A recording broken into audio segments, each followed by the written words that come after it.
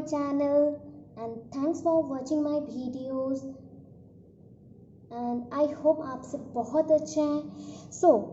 अभी जैसे आप लोगों के एग्ज़ाम स्टार्ट हो रहे हैं सबसे ज़्यादा इम्पॉर्टेंट क्वेश्चंस हम लोग को बहुत ही चाहिए। उसके अकॉर्डिंग आपको एक ब्रीफ मैं अगर दे दूँ नेशनल करिकुलम फ्रेमवर्क के ऊपर 2005 के, देन आपको बहुत ही ज़्यादा हेल्पफुल होगा and this is helpful for any student first sem जो आंध्र में है अभी एग्ज़ाम्स दे रहे हैं। प्लीज़ काइंडली इसे ऑब्जर्व करें, अच्छे से सुने एंड जितना आपको रिटेन कर सकते हो उतना रिमेंबर कर सकते हो उतना अच्छा है एंड उसी को लिखिए, आपके वर्ड्स में मेंशन करते चलिए। फर्स्ट हम लोग इंट्रो लिखेंगे, ये बहुत ही शॉर्ट नोट जैसा है एंड आपके कॉपीज़ के लिए मीन्स आपके एग्जामिनेशन पेपर में जितना अमाउंट में लिखना चाहिए उतना अमाउंट सफिशिएंट है। Okay, what do you mean by national curriculum framework? आपको क्या लगता है नेशनल करिकुलम फ्रेमवर्क क्या है?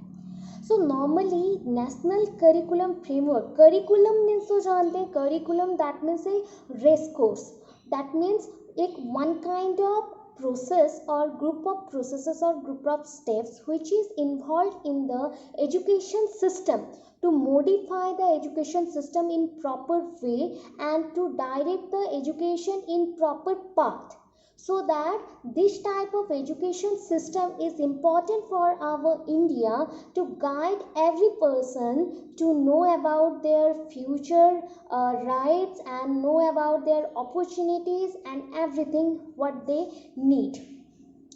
बेसिकली इसके लिए कौन हेल्प करेगा? फर्स्ट ऑफ ऑल NCERT ने हेल्प किया। ओके, NCERT से पहले कौन आया था? That is NP, national policy of education, that is national policy on education. ये वन काइंड ऑफ ग्रुप है, that is one kind of advisory board है। दैट एडवाइजरी बोर्ड 1968 में फर्स्ट आया एंड उनके कुछ रिकमेंडेशंस थे एजुकेशंस को लेके, बट कुछ रिकमेंडेशंस फेल्योर हो गए। दैट 1986 में अगेन और एक एनालिसिस के बाद, ऑब्जर्वेशंस के बाद न्यू टाइप के रिकमेंडेशंस आए। This new type of recommendations always try to diminish the inequality in education system between the ST, SCs, OBCs and the general। Normally ये कैसे हो सकता है? नेशनल करिकुलम फ्रेमवर्क से पहले NP के एक थोड़ा सा शॉर्ट हम जान लेते हैं shortly. That is NP try कर रहा था 1986 वाला बोल रही हूँ मैं, उसके रिकमेंडेशंस में मेन पॉइंट्स में बोल रही हूँ, वोकेशनलाइजेशन ऑफ द पर्सन्स और vocationalisation of the every person. ये जैसे हमारा ह्यूमन राइट्स है वैसे उनका एक बेसिक इम्पॉर्टेंट रिकमेंडेशन था कि ये सबको मिलना चाहिए। वोकेशनलाइजेशन के थ्रू इम्पॉर्टेंट स्किल्स सीखने को मिलेगा, प्लस अर्निंग पॉइंट में हम लोग को हेल्प हो जाएगा एंड हम क्या कर सकेंगे, फैमिली को गाइड कर सकेंगे और सपोर्ट कर सकेंगे बाय अर्निंग। सेकेंड पॉइंट इसमें क्या था, नॉर्मली जो एजुकेशन सिस्टम है, एजुकेशन सिस्टम में बहुत सारे डिसएडवांटेज थे। That disadvantages are just like यहाँ पे डिस्क्रिमिनेशन था between the upper class and the lower caste. Then यहाँ पे और भी डिस्क्रिमिनेशन था ST, SCs and marginalised groups के बीच। एंड नॉर्मली जो भी हैंडीकैप्ड पर्सन्स हैं और चिल्ड्रन विथ स्पेशल नीड्स है उनको सपोर्ट नहीं मिलता था, उनको अपॉर्चुनिटी नहीं मिलता था, उनको एजुकेशन नहीं मिलता था। उनको सपोर्ट करना, उनको एजुकेशन देना, वुमेन एजुकेशन करना इनका मेन मोटो था। प्लस इंफ्रास्ट्रक्चर प्रॉपर होना चाहिए, स्कूल्स में प्रॉपर एरेटेड रूम्स होना चाहिए, वेंटिलेशन होना चाहिए, सो दैट इंफ्रास्ट्रक्चर जितना अच्छा होगा उतने ही बच्चे क्या करेंगे, यूनिवर्सल एक्सेस करेंगे, यूनिवर्सल रिटेंशन करेंगे, यूनिवर्सल एडमिशन लेंगे, एनरोलमेंट करेंगे, so that universalisation of education possible होगा। किसके थ्रू? NPE के थ्रू, NPE के रिकमेंडेशंस के थ्रू। उसके बाद कौन आया? Central advisory board of education, that is a CABE, central advisory board of education. So ये जो नॉर्मली जितने भी कमीशंस थे, कोठारी कमीशंस हो गए, मुदालियर कमीशंस हो गए, NPE 1968, 1986 दैन 1992 जो रिवाइज्ड वर्जन्स हैं, एंड उसको हमने ऐड कर दिया POA के साथ 1992, ठीक है। सो ये जितने भी प्रोसेसेस थे एंड जितने भी कमीशन थे, रिकमेंडेशंस इनके थे, मेन इनका एक ही चीज़ था कि एजुकेशन सिस्टम को कैसे अपलिफ्ट करें। So upliftment of education system should be followed some definite curriculum. Okay, so definite curriculum को किसने बनाया? First of all CAB और CABE, that is the Central Advisory Board of Education ने first step लिया and उन्होंने बहुत सारे commissions बनाए, and that groups again joined together to adjust with different education system and analyze them in proper manner. So grant commissions आ सके, हम granting ads करते हैं जस्ट लाइक फाइनेंशियल सपोर्ट के लिए, वैसा कर सकें। आफ्टर दैट नेक्स्टली कौन आया? कैट एडवाइजरी बोर्ड के बाद NCERT आया।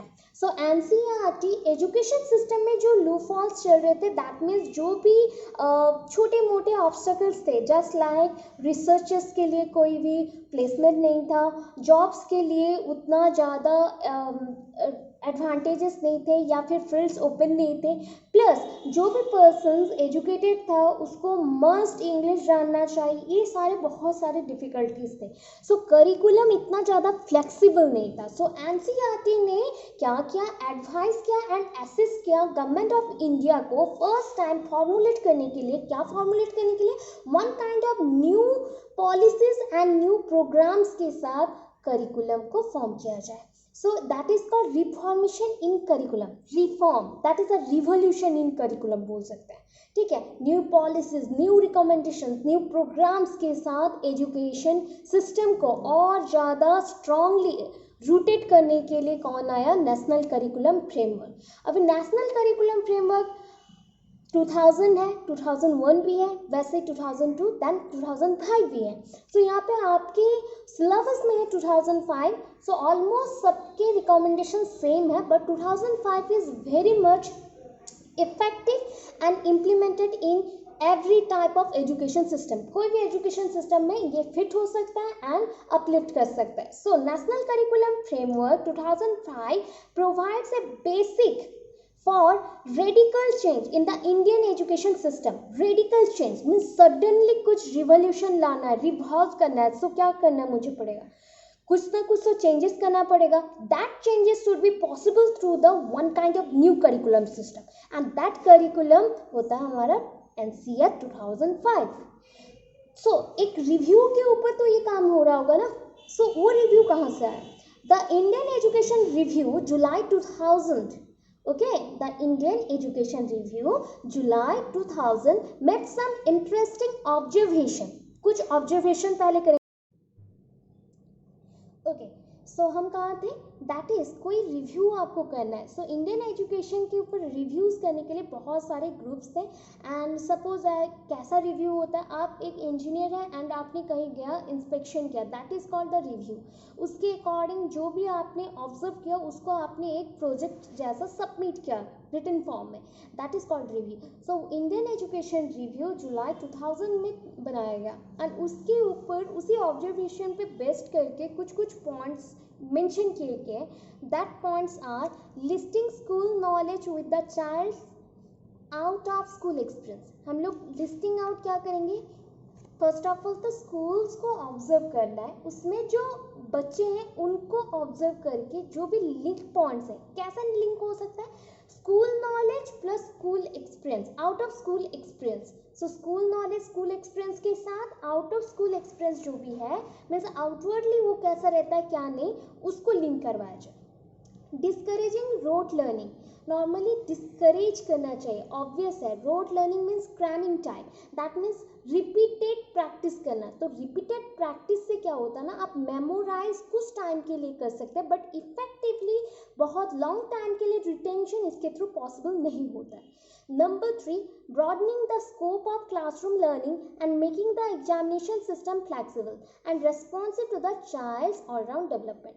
So यहाँ पे क्या करना पड़ेगा, first of all the broadening the scope of classroom learning, classroom learning में और भी कैसे ज़्यादा स्कोप दे सके, एंड उसके थ्रू जो broadening system, that means broad way में वो थिंक कर सके, हर एक चीज़ को एक्सपेरिमेंटल वे में ऑब्जर्व कर सके, एनालाइज कर सके, वैसा सोचेंगे क्लासरूम लर्निंग को बनाने के लिए।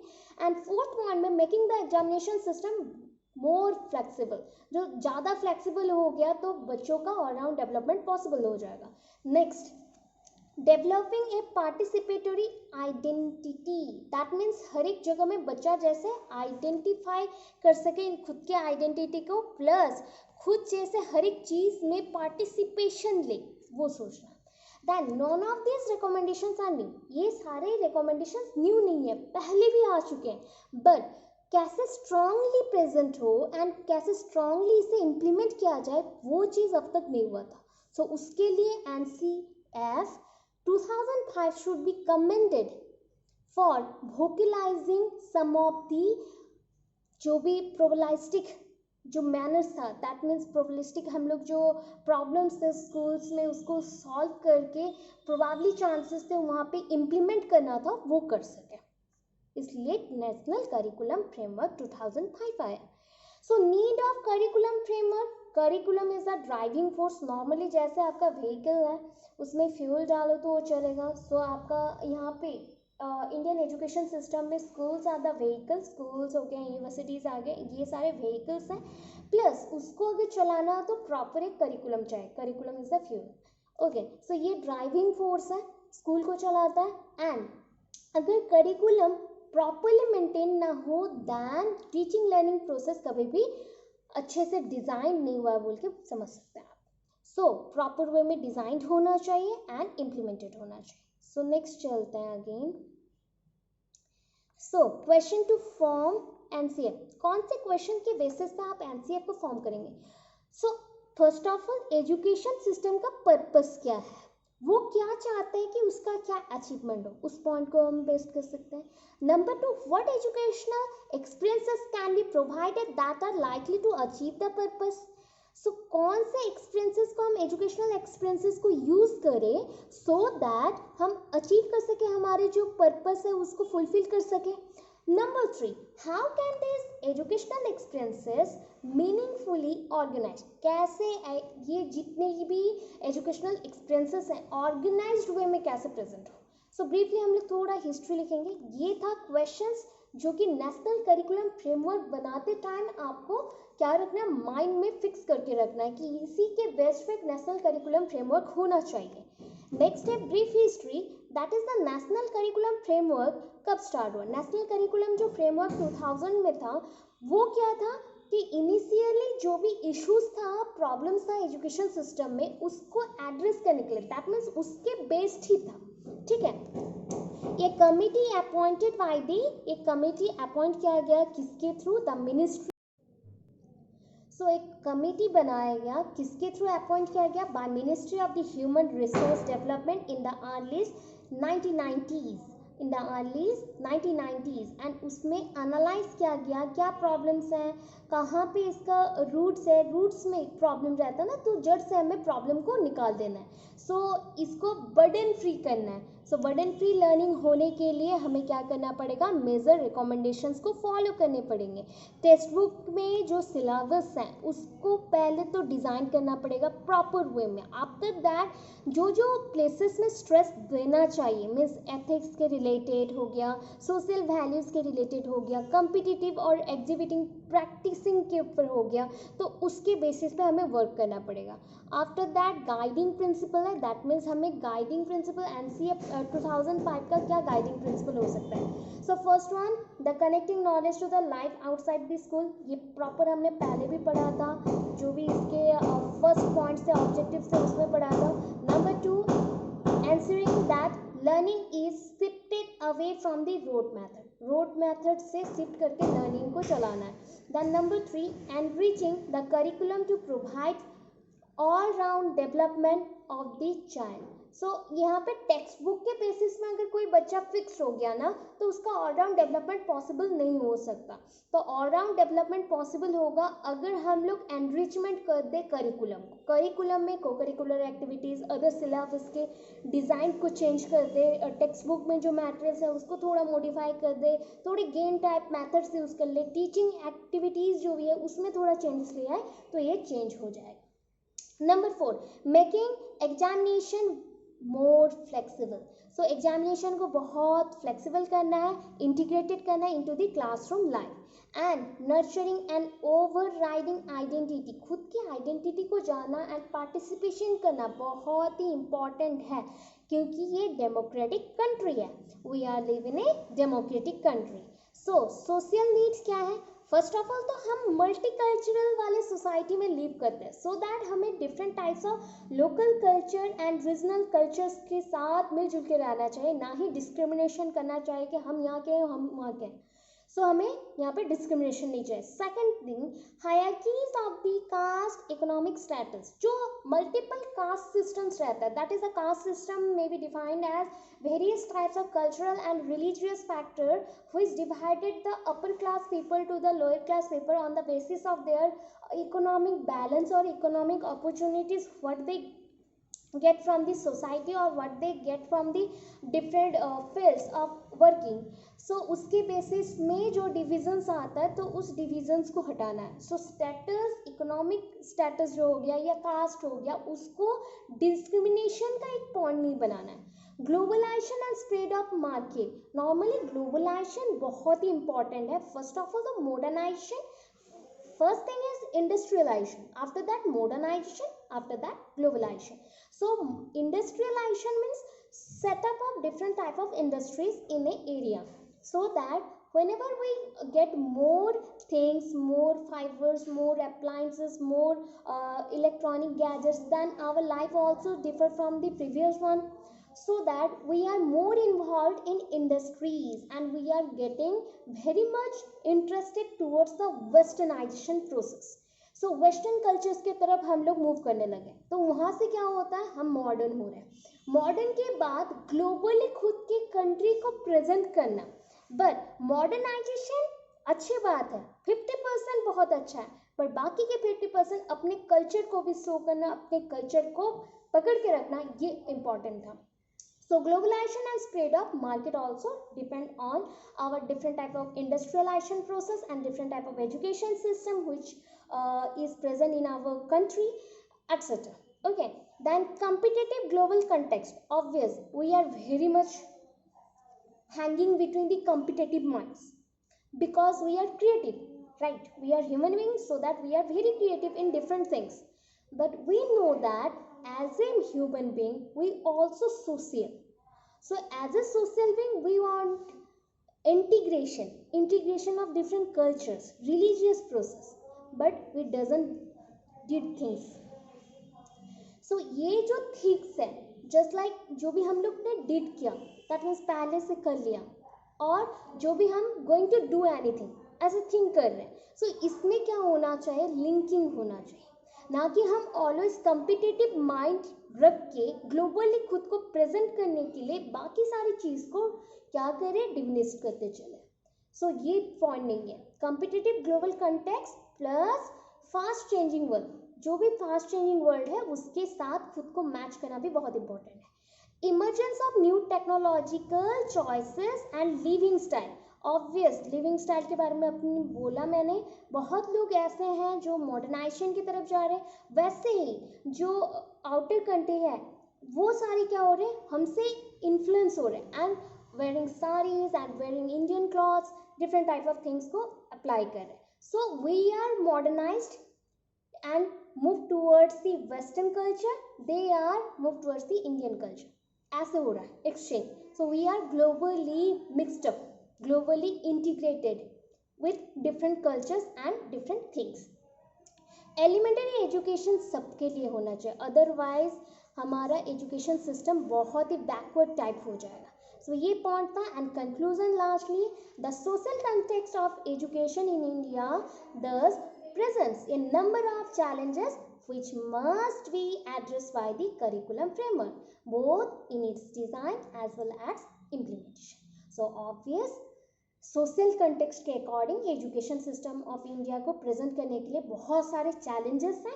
उस चैलेंजेस के साथ अगर आपको मुकाबला करना है तो उसको क्या करने पड़ेगा, करिकुलम फ्रेमवर्क को और ज़्यादा स्ट्रांग करने पड़ेगा, डिज़ाइन के तौर पे भी, इम्प्लीमेंटेशन के तौर. सो आई होप आपका समझ आ गया हो, आपको बहुत अच्छे से क्लियर हो गया हो. आपका ये जो भी थिंकिंग था नेशनल करिकुलम फ्रेमवर्क के ऊपर वो और ज़्यादा स्ट्रांग हो गया हो. एंड आई होप बहुत अच्छे से आप लोग समझ पाएंगे. Thank you so much. Thanks for watching. Like share comment करते रहिएगा and subscribe my channel for new videos. Thank you.